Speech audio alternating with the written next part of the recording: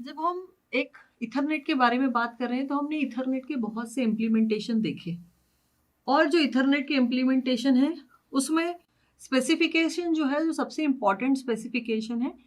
दो इम्पॉर्टेंट चीज़ें हैं जो हम उसके नाम से या उसमें स्पेसिफाई करते हैं जनरली। जैसे मान लेते हैं हम एक 10 बेस 5 जो सबसे इनिशियल स्टैंडर्ड इथरनेट है, इसमें 10 जो है स्पेसिफाई करता है 10 Mbps का रेट, और जो 5 स्पेसिफाई करता है वो स्पेसिफाई करता है द लेंथ ऑफ द लैन, मतलब कितने मीटर तक की इसकी लेंथ हो सकती है। तो 500 मीटर, जैसे कि इस एग्जाम्पल में 500 मीटर। बट दिस इवोल्यूशन जो यहाँ पर स्टैंडर्ड इथरनेट के इवोल्यूशन हुए उसमें 10 बेस 5 10 बेस 2 और आगे बढ़ता गया। बट अभी हम और इसकी स्पीड के बारे में बात करें, ये जो 10 Mbps है it must go and reach to a higher data rate, वो और हायर डेटा रेट पे जाना चाहिए, जाएगा। And for that in between बहुत सारे चेंजेस आए। एकदम से कोई भी चीज़ एक 10 Mbps से लेके 1 Gbps तक नहीं पहुंच गई, उसके बीच में बहुत सारे चेंजेस आए, वो चेंजेस ही इसको इवॉल्व करते हैं। तो जो इथरनेट का इवोल्यूशन है या जो स्टैंडर्ड इथरनेट है उसकी अपनी इवोल्यूशन है, और उनके इवोल्यूशन के अलावा भी उसमें और चेंजेस आए। अब ये चेंजेस जो है क्यों हम चाहते हैं, क्योंकि हम चाहते हैं कि जो लैन है that must give a higher data rate. Why we require higher data rate? हमें हायर डेटा रेट क्योंकि अब हम सारे जो सिस्टम्स जो हैं they are basically working on like image processing और रियल टाइम डेटा प्रोसेसिंग, इस तरीके के अगर आप एप्लीकेशंस के बारे में बात करें, so they require a very high data rate and that's why we require a faster Ethernet. हमें एक फास्टर इथरनेट या फास्ट नेट की ज़रूरत है। और अगर हमें एक फास्ट नेट की ज़रूरत है तो हम जो पुरानी हमारी लैंस हैं उन्हें हम हटा के बिल्कुल कंप्लीटली डिस्ट्रॉय कर नहीं सकते। तो हमारे पास दोनों ऑप्शंस अवेलेबल हैं कि हमारे पास एक हाई डेटा रेट की एक फास्टर लेन है और एक स्मॉलर या कम 10 Mbps रेट की भी लैन है। सो जो रिक्वायरमेंट है, जो सबसे बड़ी रिक्वायरमेंट है कि हमारे पास दोनों तरीके की लैन हो, और जो दोनों तरीके की लैन हो जिसमें कि एक तो आपकी स्टैंडर्ड इथरनेट होगी और एक जो आपकी हायर डेटा रेट वाली लैन है, they must be compatible with each other. Now this compatible is a very important term. Why I am saying compatible is a very important term? क्योंकि अगर हम बात करें कि हमारी जो भी हायर डेटा रेट की लैन है वो इसके साथ कंपेटेबल हो, इसका मतलब वो उनसे कम्युनिकेट कर पाए, और ये जब उसको डेटा भेज पाए तब भी वो उसको अंडरस्टैंड कर पाए। So they must do the communication at some slower rates, not necessary कि हमेशा हायर रेट्स पे ही कम्युनिकेशन हो, कुछ और रेट पे भी कम्युनिकेशन पॉसिबल, बट ये एक दूसरे के क्या हो, कंपेटेबल हो। Now if I am talking about the evolution, अगर हम इसके बारे में बात कर रहे हैं या जो हम बात कर रहे हैं कि कौन कौन से चेंजेस आते गए, तो उन चेंजेस में एक सबसे बड़ा चेंज जो आया, लीप चेंज उसे हम कह सकते हैं, कि एक बहुत बड़ा चेंज जो था वो था ब्रिज्ड इथरनेट का। ब्रिज्ड इथरनेट का मतलब है we are using bridges to divide LAN. हम एक बड़ी लैन को ब्रिज से कनेक्ट करके और बड़ा कर सकते हैं, या हम दो छोटी छोटी लैन को ब्रिज से कनेक्ट करके क्या कर सकते हैं, इथरनेट स्टैब्लिश, मतलब एक लैन स्टैब्लिश कर रहे हैं। इसको हम दोनों तरीके से कह सकते हैं कि two smaller LANs are connected with bridge, और longer LAN is divided by into two parts by a bridge. आप दोनों तरीके से इसको कह सकते हैं। सो क्या इफेक्ट ब्रिज का इस पे आने वाला है, जो हम इथरनेट में ये ब्रिज अगर इंट्रोड्यूस कर रहे हैं तो इसकी वजह से कुछ ना कुछ तो एडवांटेज होंगे। तो जो दो इंपॉर्टेंट पॉइंट है या जो दो इंपॉर्टेंट इश्यूज हैं जो ब्रिज इथरनेट में हमें मिलते हैं, वो एक तो that it will raise the bandwidth, which is a very important thing. Raise the bandwidth, it means bandwidth is a very, you can say a commodity, ये commodity के फॉर्म में, ये बहुत ही किफ़ायत से इस्तेमाल करने वाली चीज़ है। इसको क्या है, आप बैंडविड्थ तो क्योंकि फिक्स्ड है, हर स्पेक्ट्रम में आपके पास बैंडविड्थ फिक्स है, हर लैन में बैंडविड्थ फिक्स है, so it is necessary that we must utilise it properly and use it wisely, हमें इसे अच्छे से इस्तेमाल करने के लिए। तो यहाँ पर हमें ऐसे तरीके लगाने पड़ते हैं। तो हमने ब्रिज्ड इथरनेट एक तरीका निकाला जिससे कि हम बैंडविड्थ को, जो इफेक्टिव बैंडविड्थ है, मैं इसे इफेक्टिव बैंडविड्थ कहूँगी, वो क्या कर सकते हैं, हम उसको बढ़ा सकते हैं, उसका रेंज बढ़ा सकते हैं। At the same time we can also separate, हम सेपरेट कर सकते हैं कोलिजन डोमेन्स को। ये भी हम देखेंगे कि कैसे कर सकते हैं। हम इन दोनों चीजों को कर सकते हैं, हमारे पास दोनों ऑप्शन है। First we will see how to increase the और how to raise the bandwidth.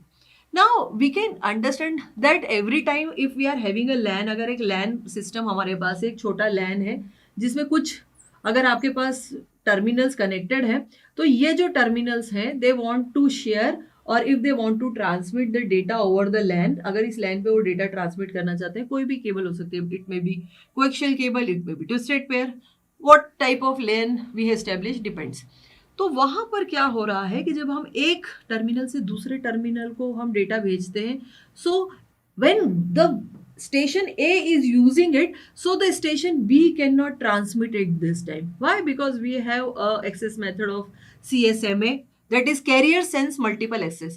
Multiple access का मतलब बहुत सारे टर्मिनल्स, और कैरियर सेंस मतलब भाई कैरियर जो है वो आपका एक चैनल है, इसको सेंस करना है। फर्स्ट टू सेंस कि चैनल पे किसी और ने तो डेटा नहीं भेज रखा है, और अगर भेज रखा है तो रुक जाए, और फिर जब देखें कि चैनल आइडल है तब भेजे। तो इसे कहते हैं कैरियर सेंस मल्टीपल एक्सेस। यहां पर हम CSMA CD यूज करते हैं, जिसमें कोलिजन भी हम डिटेक्ट कर पाते हैं by the voltage levels on the channel, जो वोल्टेज लेवल्स अवेलेबल होते हैं। हायर वोल्टेज लेवल्स और स्पाइक अगर है चैनल पे, it shows that there is a collision in between the frames. So that is the mechanism which we want to utilise. If say अगर हमारे पास 10 Mbps का rate है और सिर्फ एक ही स्टेशन ट्रांसमिट करना चाहता है, से station A is transmitting only, so whole of this 10 Mbps is utilized by A because it has lots of frames, so it can transmit and it will utilize, उसको पूरा का पूरा यूटिलाइज करेगा।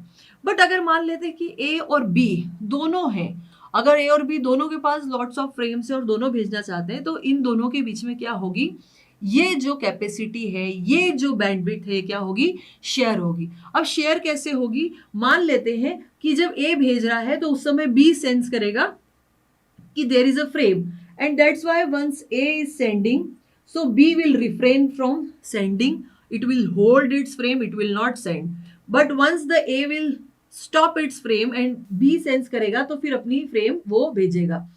तो इस तरीके से इस वाले स्लॉट में जब वो सेंस करेगा कि कोई फ्रेम नहीं है, तो वहां पे B अपनी फ्रेम भेजेगा, फिर A अपनी फ्रेम भेजेगा। It means this is an alternate way of transmitting a lot of frames. अगर वो लॉट ऑफ फ्रेम्स इस तरीके से जारी A, फिर ऑल्टरनेटली फिर B, फिर A, फिर B, लाइक दिस। सो जो एवरेज स्पीड है, ये जो एवरेज जो चैनल कैपेसिटी है, ये शेयर हो गई इन दोनों के बीच में, और एट ए टाइम एक को मिली, क्योंकि जस्ट हाफ हो गई, तो ये हो गई 5 Mbps, ये हो गई 5 Mbps। सो इस तरीके से हमारी जो चैनल की कैपेसिटी है वो क्या हो गई, एक चैनल के लिए अगर आपके पास 10 यूजर्स हैं, तो वो अगर 10 एक्टिव हैं, 10 भेजना चाहते हैं, तो उस हिसाब से ये जो है शेयर हो जाएगी और सबको 1 Mbps का ही डेटा रेट मिलेगा। तो अगर हम इसको इम्प्रूव करना चाहते हैं या हम इसे बढ़ाना चाहते हैं, तो क्या कर सकते हैं कि हम ये जो 10 Mbps और ये जो 5 Mbps का जो रेट हमने फिक्स किया है, उसमें हम अगर ब्रिज ऐड करेंगे, once we will add the bridge. So अगर आपके पास कोई एक ब्रिज है जिससे आप 2 लैन कनेक्ट करेंगे, तो हम मान लेते हैं कि यहाँ पे 10 यूजर्स थे, अगर हम 10 यूजर्स में 10 Mbps, ये चैनल तो यही रहेगा, लाइन तो यही रहेगी, यहाँ पर अगर हम एक ब्रिज कनेक्ट कर देंगे और यहाँ पे 5 टर्मिनल्स इस वाले एंड पे कनेक्ट करें और 5 टर्मिनल्स को दूसरे एंड पे कनेक्ट करें, सो जो बैंडविड्थ है यहाँ पर इमेजिन करेंगे कि अगर हमने ब्रिज लगा दिया, 5 टर्मिनल्स इस तरफ की लाइन में है, 5 टर्मिनल्स इस तरफ की लाइन में है, बीच में ब्रिज आता है।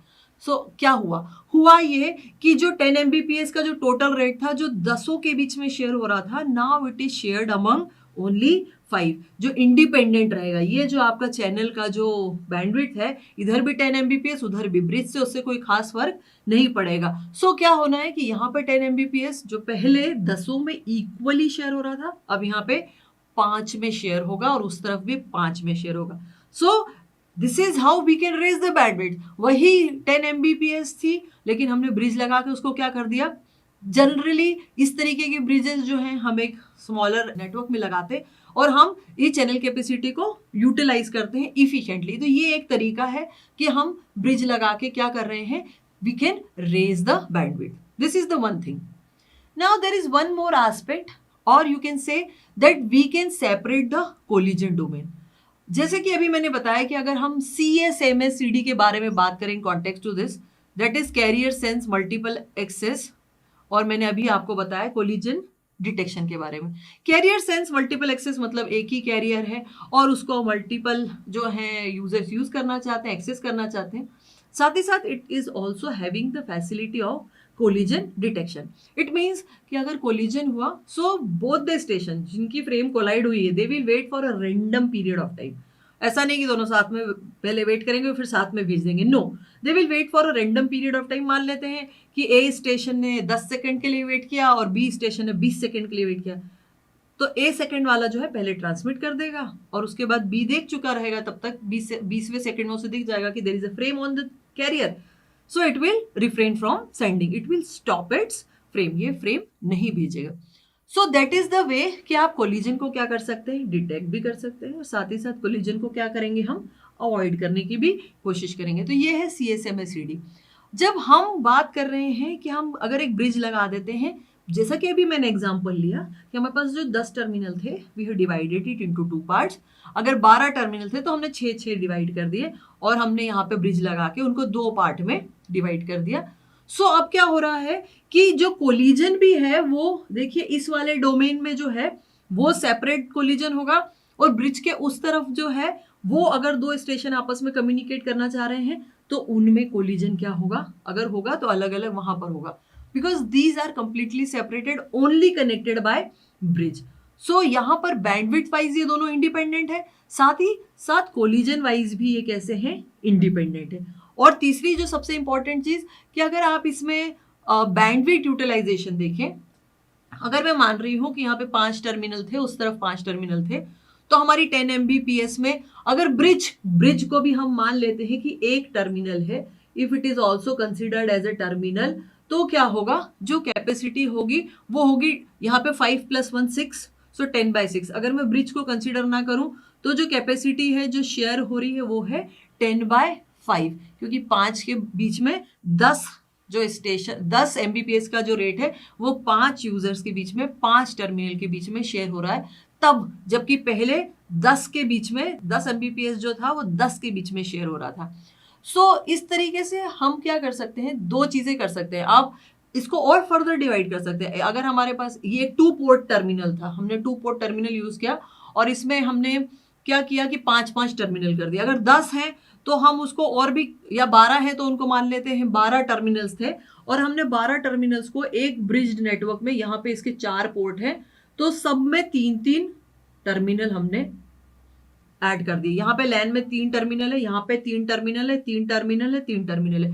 हर टर्मिनल में जो बैंडविड्थ शेयरिंग है या बैंडविड्थ अवेलेबिलिटी वो 10/3 है, यहाँ पर भी 10/3 है, सब में 10/3 है, जबकि पहले ये थी 10/12। और अगर एक ही ब्रिज यूज किया है 2 पोर्ट का तो थी 10/6। यहाँ पर हमने 4 पोर्ट का यूज कर दिया है तो और छोटा छोटा कर दिया।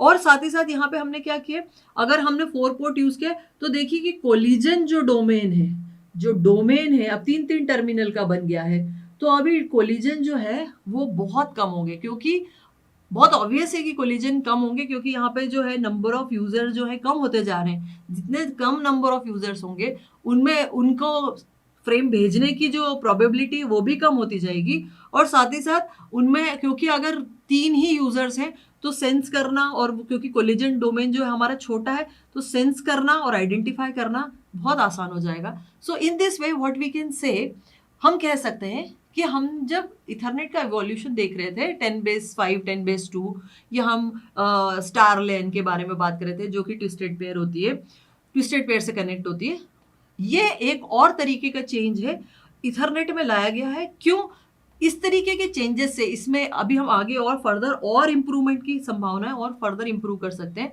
और क्या क्या क्या और ऑप्शंस कर सकते हैं, वो सारे ऑप्शंस जो हैं एक ही चीज के लिए है, that we need higher data rates.